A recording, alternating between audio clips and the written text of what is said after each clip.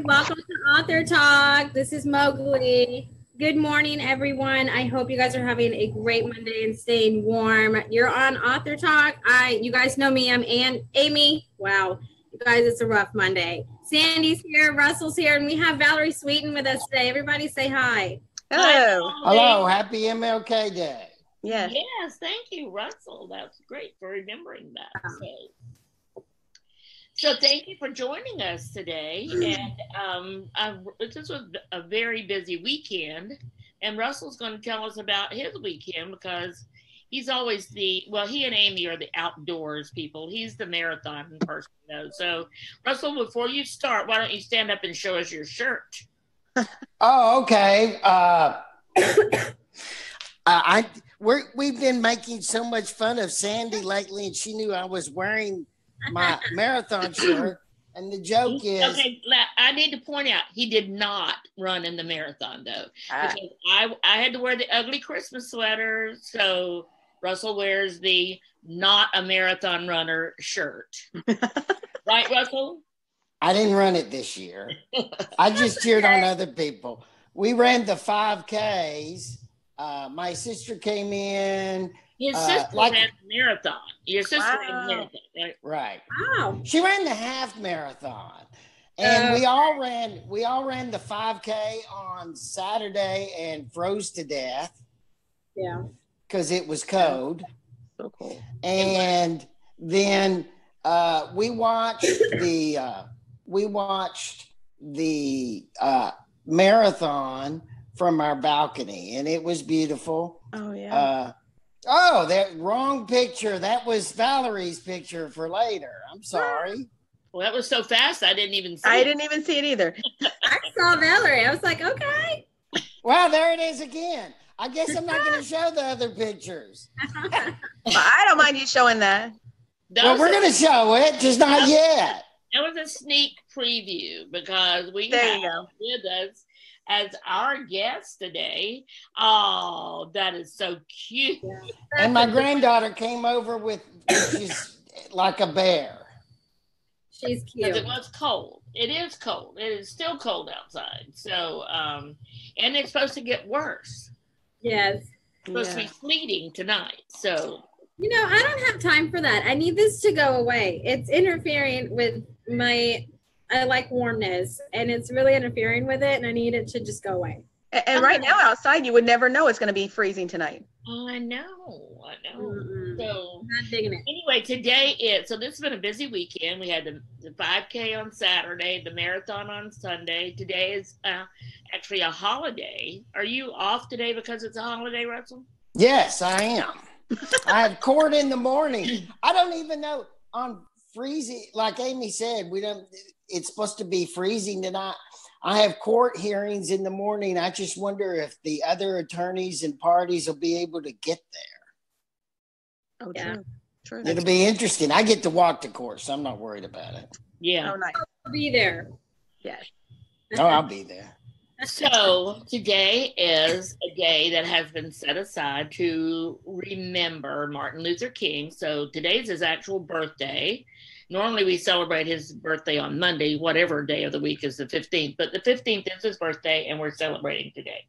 So be sure whatever you're posting today, use hashtag Martin Luther King, MLK, something along those lines. Go to Twitter and see what's trending as far as MLK and use that in your post.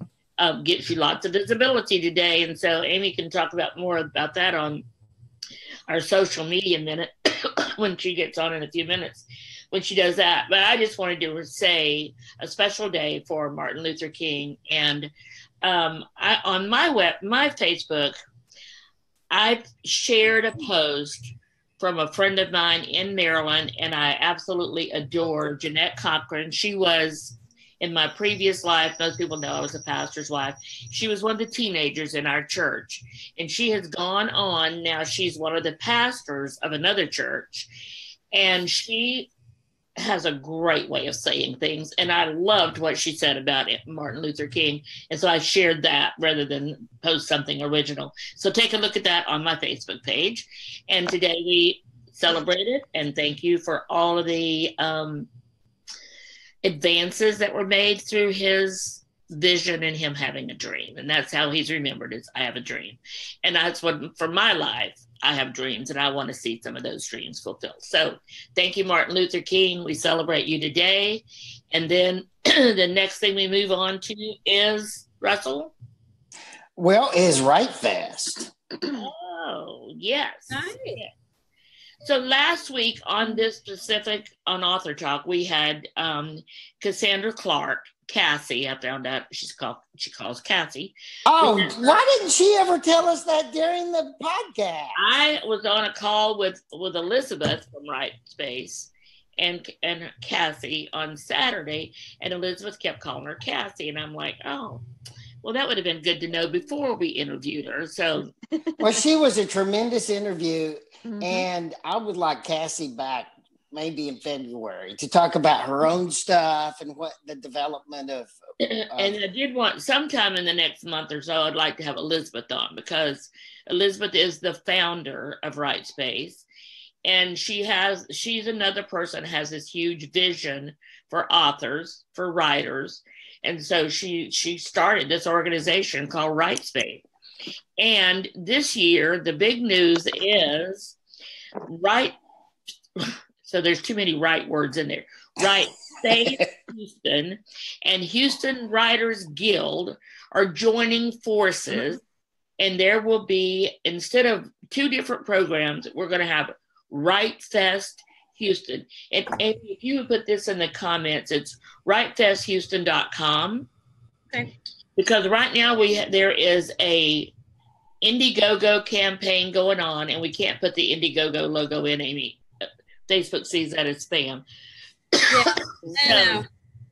So we can put in there, they have a landing page. So from there, but I wanted to point out is the Indiegogo campaign is to raise money for it to cover the cost of the building and the renting the chairs and all the furniture. However, when you give towards this Indiegogo, if you go look at the page, you're not giving money. You're actually buying your tickets ahead of time.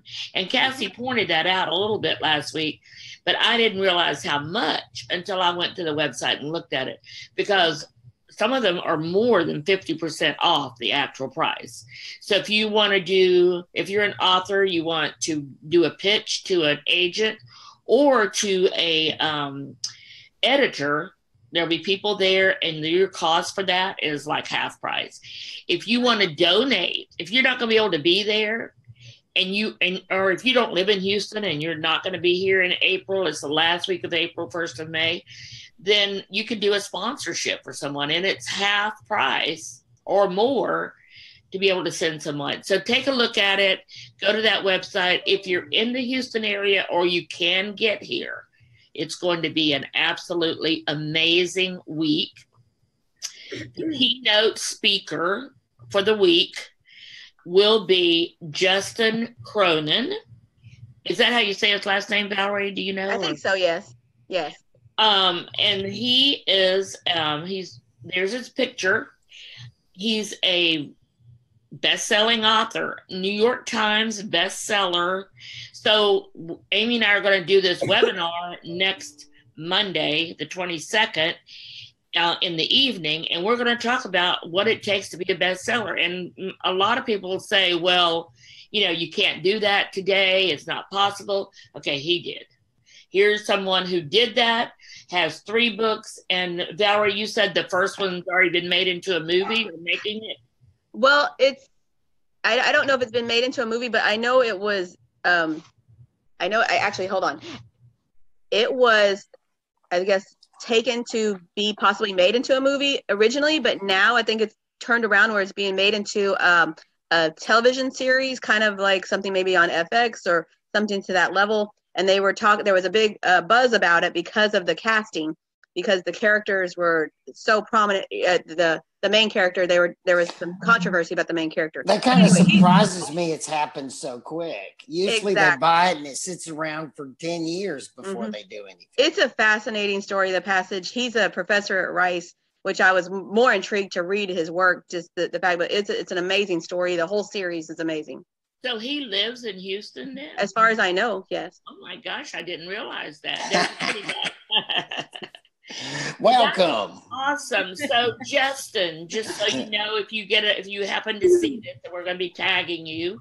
We're going to be stalking you for the next few months until Write Fest, and we'd love to have you on Author Talk. So this is your invitation to come join us and talk about what your work is, either at Rice or your books or Write Fest, any of that. We'd love to talk to you on here. So that's just a big plug for Write Fest Houston, and the website to go to is writefesthouston.com.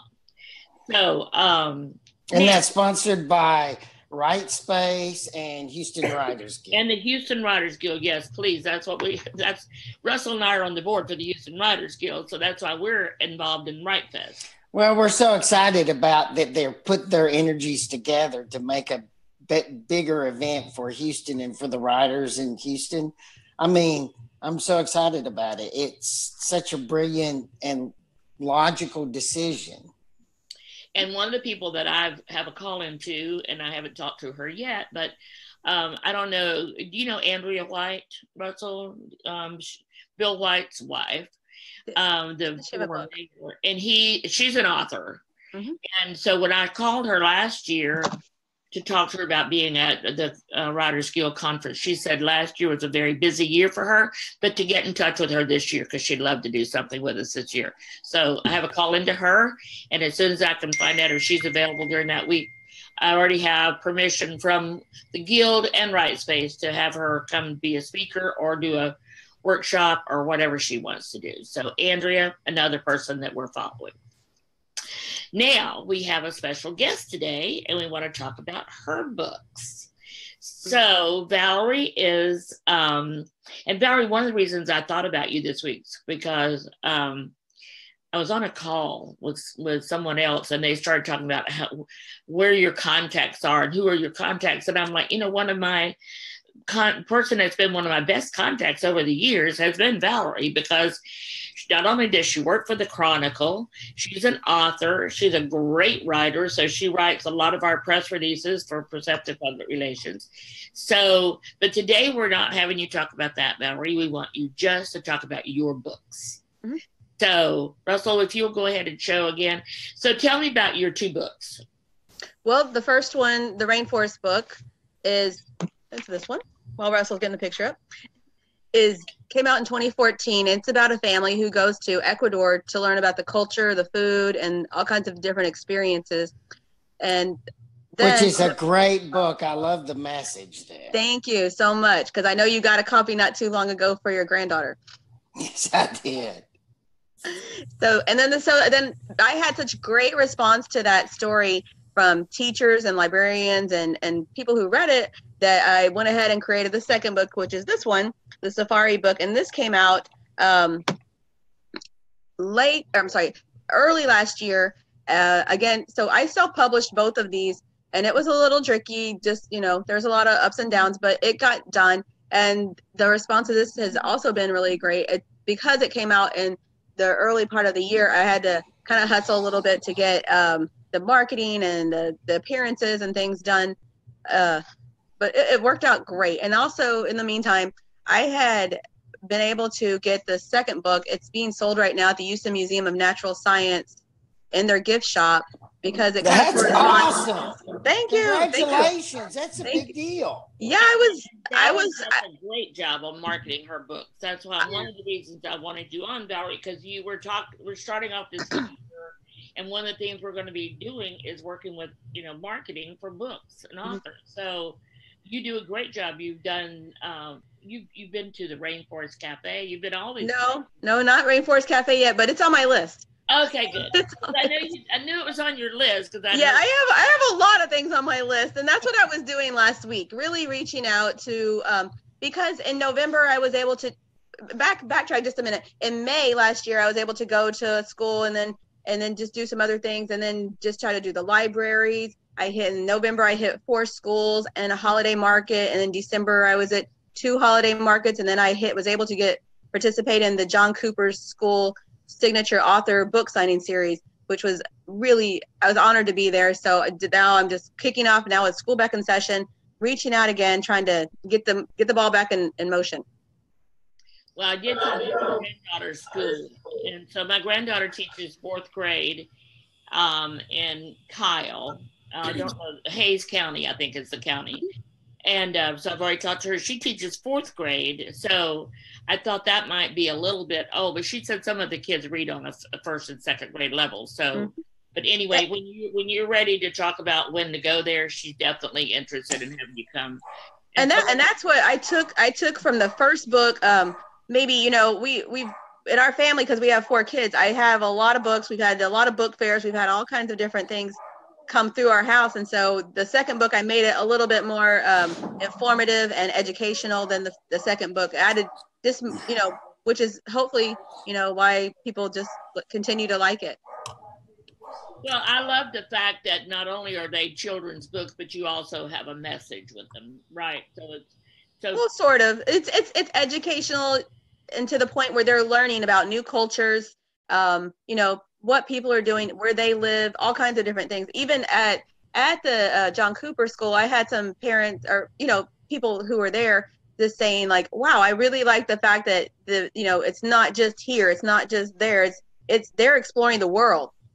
So that's great. That's great. So, what are your future plans for other Well, books? I'm working right now on the third book, and which is The Family Will Go to Australia. And then hopefully concurrently, I would like to also get the fourth book in motion so I could do a dual release by the end of the year. That's my goal. But since you published them yourself, now you did have a publisher. You had a little bit of a mishap with your publisher, and you took them back because you were with an independent publisher. Yes. You had the rights to the book. So when they started having financial problems, you were able to take your books back. That's correct. And you had a local person that I would love to have on sometime Author Talk, and that's Marvin Cloud. Yes. Him helped you with the rest of the formatting and get the books printed. And all that. What did you hire Marvin for? Well, when I got the files back from the independent publisher, they had to be reformatted to go to printing, and just like a lot of reorganization. I had to remove labeling from the former publisher, so all that had to be edited and redone. And he did an awesome job. And then I was able to connect with America's Press in League City, Kima somewhere out there, and then they just print beautiful work. It's great, and it's nice working locally. So when you're talking to somebody, they understand. Like, okay, I'll come pick it up, or can I come see you and talk to you about it? It's really nice. How did you find someone to do your artwork? Well, the publishing company I had previously was all inclusive, where it had illustrations and marketing and all that kind of stuff, which is why with this third book, I'm kind of doing a lot more research, trying to put it together. Like, how do I get these pieces to come into play? So that's a little bit more challenging, because like when I go to speak publicly at the schools, the teachers have a lot of questions like, well, can you tell the kids how long this took? I'm like, where should we start? Because you write the book, Russell, you write the book and then it comes together, but then getting getting it out is like, it's a whole nother baby being born. It's like going to the dentist for a root canal. Exactly. Well, that's not going to encourage a lot of people to get it. Well, you get through the pain and then it's all worth it. It's all worth it. So just want to say a quick shout out to people that Sue's watching. Hey, Sue. Hi, Sue. What's the temperature in Ohio, Sue?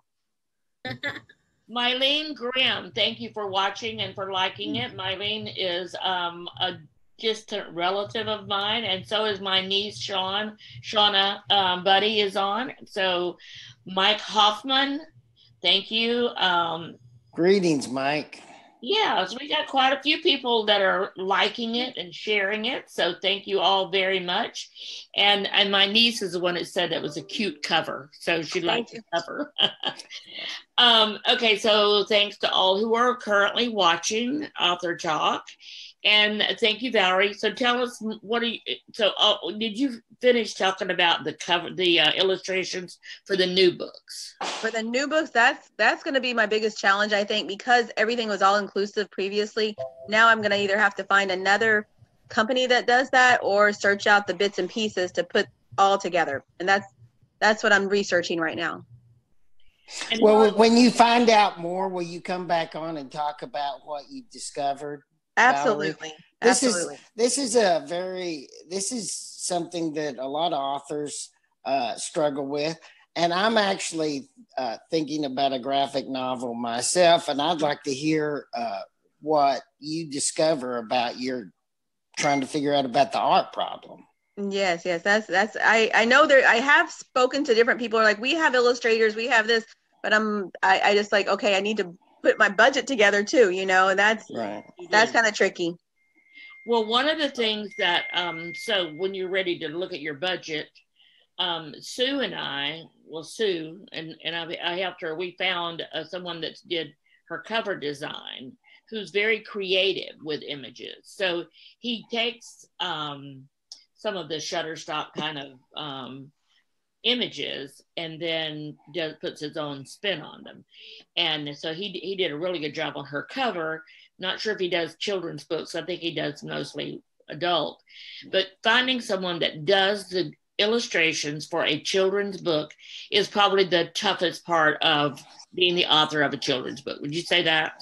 I'm well, plus since I already have 2 in a series, trying to copy something along those lines will be a little bit more challenging. But I mean, I can diversify a little bit, but I want to people really remark on the illustrations when they're looking at the books, when they're purchasing them. And then also just keep in mind, like, a children's book is 24 pages typically, so I can have 12 illustrations. I have real life pictures in here, so I can kind of mix it up a little bit. Maybe, just kind of, maybe that'll help the budget. I don't know. Just kind of work with it. Where are you getting your real life pictures from? There's several sites that you can download for free. Okay. So pictures of Australia? Or just wherever you're writing about in general. Oh, but for your book, it's Australia. For this upcoming one, yes. Okay. Yes. Yeah, that is a challenge, to go find the pictures yourself and then have somebody plug in or do something with them to make them. Yeah, that. Yeah. So Russell's right. We'd love to have you come back and talk about when you get further. So when do you plan to have book 3 ready to send to? And we. I don't know. I'm working on it. I have to tell her that all the time, Valerie. She's always like, okay, well, when's the next book? Such and such day. I'm like, Well, if nothing else, I've done last my research. year. I've done the research. I've got the scheduler that. Okay, yeah. I got that. But I do like to kind of have, like, okay, what month would we like to plan to do something? I know. Well, if anything else, I have my research. I have the story plotted out. I have everything I need to get the story finalized. But then getting to that next step is going to be, it's a lot of work, just research wise. Got it. So, do you have any book signings or anything like that coming up? Any school visits coming up? I've actually got 2 events planned, already scheduled for April, and I'm in the works right now. Just like I just started reaching out last week since school just barely got back in session, trying to touch base with people here and there. I met late last year. Mm-hmm. And you're great at the school visits, but I try. Yeah. But one of the things, so we give you a little plug, is do you charge for school visits? Only if they're really far away from my zip code do I charge a small fee.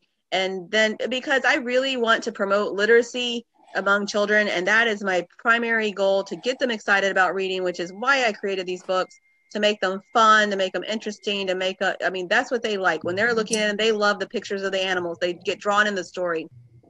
I remember when the hurricane was going on and you contacted me, Valerie, because we were doing so much work over at the Brown and you wanted to go read to the children. Yes, I did. So, that's part of your dedication. I love that was awesome. I love it. And that's why I also, I volunteer with Read Houston Read, tutoring, mentoring kids. And I just love seeing them the teachers say this all the time. They have the aha moment when the light bulb goes off and they understand what they're reading.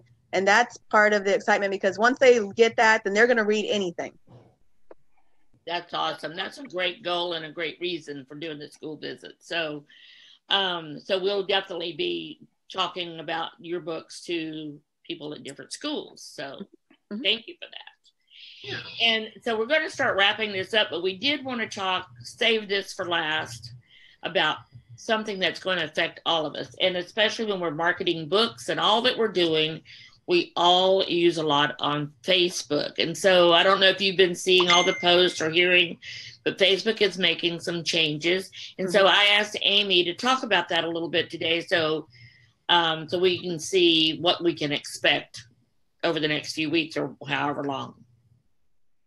Okay, so Facebook cut back on public content. So if I were to post something from Abundantly Social and it goes in your news feed, they're cutting back from that. So now it's, if you have a business page on Facebook and you want people to see it, you got to pay to have people see it. So now it's like a pay to play kind of thing, but it's not going to be, it'll just pop up in their news feed. So it's great for users because they can kind of control what they see and what they don't see. It's bad for businesses because we're no longer going to be predominant in newsfeed. Public content is getting a massive, so it's not great. It's just a new algorithm, so we just have to figure it out. But it's going to be more pay to play, and it's going to cost more to play, kind of thing. So I'm still researching it, but it's not the greatest news that we could do.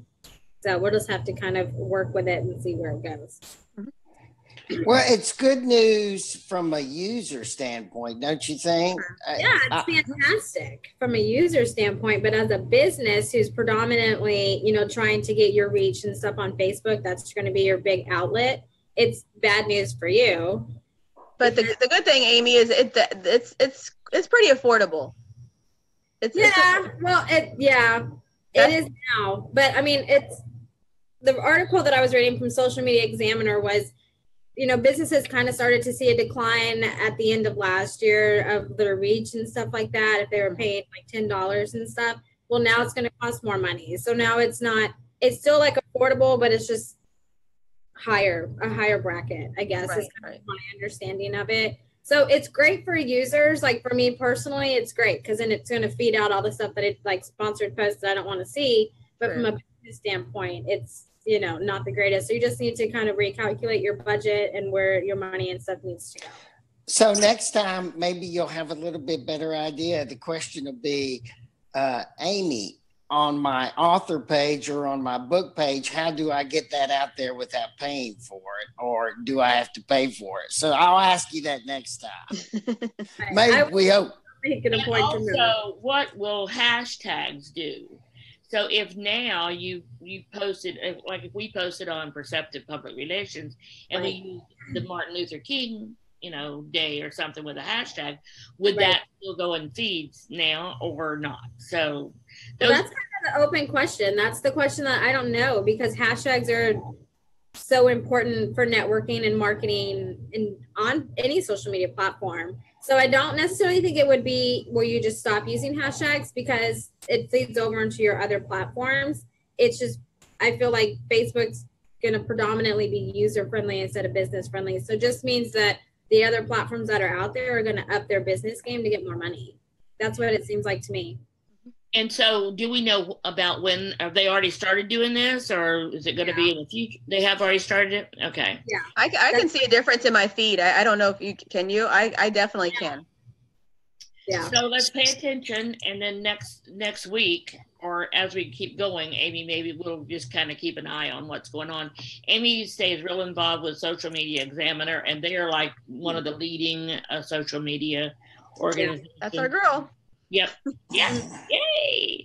We're social media expert here. So so any last minute thing, Russell? Anything you want to end the close No, with? I'm anxious to find out next time what Amy's discovered. Oh, you didn't talk about your session you're having next month. Oh, yeah. Yay. So next Monday evening at 7, Amy and I are going to do another webinar.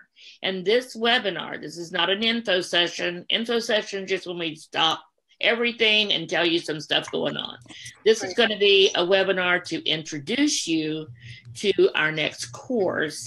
And that next course is going to be a lot about being a best-selling author. And as we talked about earlier, it's still possible today to be a best-selling author. So if it's possible, and you got a great book, then why aren't you? What's stopping you from being a bestseller? And a lot of times what's stopping us is we don't think we can. We think it's not possible to be a bestseller today.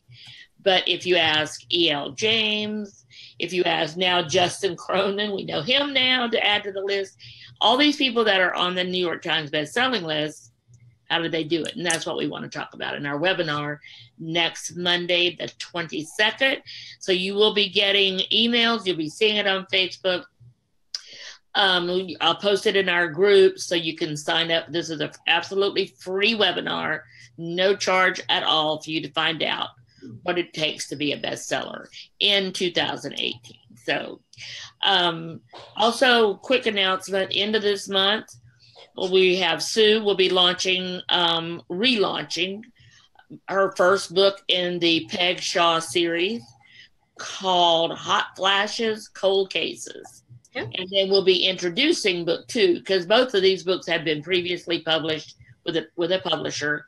And so she is now taking them back like you did, Valerie, and she's publishing them herself. So we'll be announcing those the end of the month.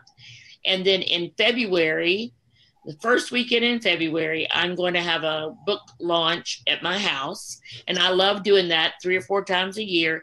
And this is going to be for our client, Darnell Wright. Mm-hmm. He's going to be here. So we'll be inviting everybody to come on a Sunday afternoon. Just come over just drop by, have a few cookies, and meet him and hear his story. So you'll be hearing more about both of those. And they can go to YouTube and see both authors on our channel, previous interviews. Thank you, Russell. Thank you. And yes, all of our Author Talk videos are on YouTube. So like them, please. Yes, go like them. Go listen to them. It's fun. It's fun. We have a great time. Thank you again, Russell and Amy, for doing this on a regular basis.